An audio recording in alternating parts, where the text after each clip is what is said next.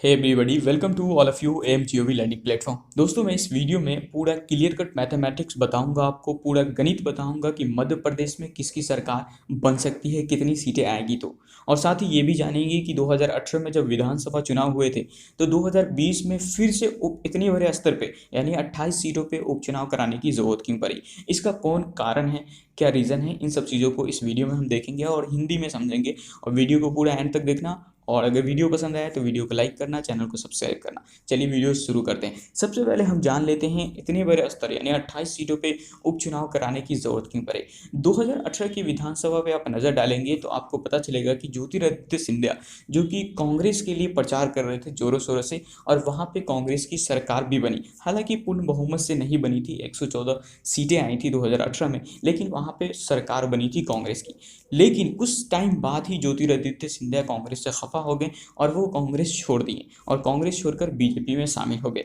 ऐसे में जब ज्योतिरादित्य सिंधिया बीजेपी में शामिल हुए तो उसके साथ कुछ एमएलएस भी बीजेपी में चले गए, यानी ये टोटल एमएलए की संख्या है 22। तो 22 एमएलए ज्योतिरादित्य सिंधिया के साथ कांग्रेस छोड़कर बीजेपी में शामिल हो गए। ऐसे में इस 22 एमएलए की जो सदस्यता थी वो एमएलए की खारिज हो गई और इन्हें फिर से चुनाव लड़ने का अधिकार है, तो ये फिर से चुनाव लड़ेंगे। तो 22 सीटों पे तो ये जो कांग्रेस से बीजेपी में गए इसका चुनाव होगा, और बचे इधर 6 सीटें। 6 सीटों में से कुछ सीटें ऐसी है, अगर आप 2018 की विधानसभा पे नज़र डालेंगे तो बीजेपी को 109 सीटें मिली थी। अब जो करंटली बचे हुए उनके पास 107 है, तो 2 सीटें ये बचे। टोटल कितने हुए? 200, सॉरी टोटल 24। और बचे हुए 4 सीटों पे कई एमएलएस की डेथ हो गई होगी या फिर किसी दूसरे रीजन से यहाँ पे इलेक्शन हो रहे हैं। अगर हम मध्य प्रदेश विधानसभा पर नजर डालें तो मध्य प्रदेश विधानसभा में टोटल 230 सीटें हैं, यानी 230 एमएलए जीतकर विधानसभा जा सकते हैं।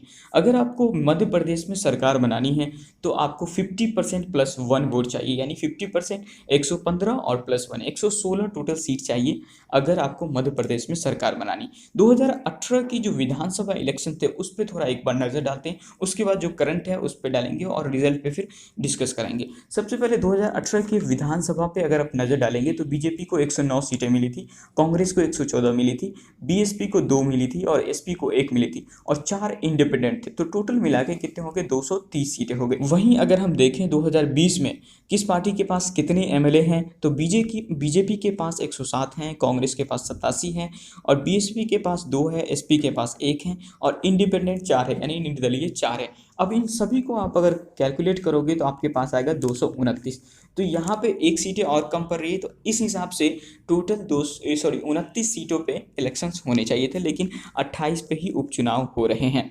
तो 28 का क्या गणित है, किस पार्टी को कितनी सीटें मिलेगी तो वो सरकार बना सकती है। अब इस पे नज़र डालते हैं। अभी बीजेपी के पास जो करंट है वो 107 है। अगर इसके पास 9 एमएलए और आ जाते हैं, 28 में से 9 एमएलए और आ जाते हैं, तो इसके पास जो बहुमत का आंकड़ा है 116 वो मिल जाएगा और ये सरकार बना सकती है। 28 में से अगर 9 एमएलए जीत जाते हैं तो। वहीं कांग्रेस पे अगर नज़र डालें तो कांग्रेस के पास अभी करंट में जो एमएलए है वो है 87 और प्लस अगर इसके पास 28 टोटल आ जाते हैं तो ये फिर सरकार बनाने से फिर भी एक कम हो जाते हैं, 115 होता है और निर्दलीय या फिर बीएसपी या फिर एसपी का सपोर्ट मिलेगा तो 116 हो जाएगा और ये सरकार बना सकती है। अगर ये 28 नहीं जीत पाती कांग्रेस और ये 24 ही सिर्फ जीतती है, 24 जीतती है, तो ऐसे में 24 जब जीतेगी तो यहाँ पे फिर बीजेपी का खेल ख़राब होगा, क्योंकि उसे 9 सीटें तो चाहिए ही चाहिए किसी भी हालत में अगर वो सरकार बनाना चाहती है तो। और यहाँ पे कांग्रेस अगर 87 है उसके पास ऑलरेडी और 24 सीटें जीत जाती है 28 में से, तो टोटल हो जाता है 111। बचेंगे इसके पास फिर 5 सीटें, तो 5 सीटें एसपी या फिर इंडिपेंडेंट और बीएसपी से अगर सपोर्ट मिल जाता है, हेल्प मिल जाता है, तो ये 116 हो जाता है और यहाँ पे ये सरकार बना सकती है। अगर अगर जो कांग्रेस है, कांग्रेस के पास 24 सीटें नहीं आ पाती और फिर बीजेपी के पास 9 सीटें आ जाती है, तो ये 9 सीटें लाकर अपनी सरकार मध्य प्रदेश में बीजेपी बना सकती है। और ऐसा भी नहीं है कि बीजेपी के जो इंडिपेंडेंट्स है वो इन्हें सपोर्ट नहीं करेंगे, सपोर्ट कर सकते हैं अगर 2-4 वोट का कम ज़्यादा रहा तो। देखना ये दिलचस्प होगा कि किस पार्टी को कितनी सीटें मिलती है। तो इस वीडियो में इतना ही, मिलते हैं नेक्स्ट वीडियो में। अगर आपको ये वीडियो पसंद आई तो वीडियो को लाइक करें, चैनल को सब्सक्राइब करें, अपने फ्रेंड के साथ शेयर करें।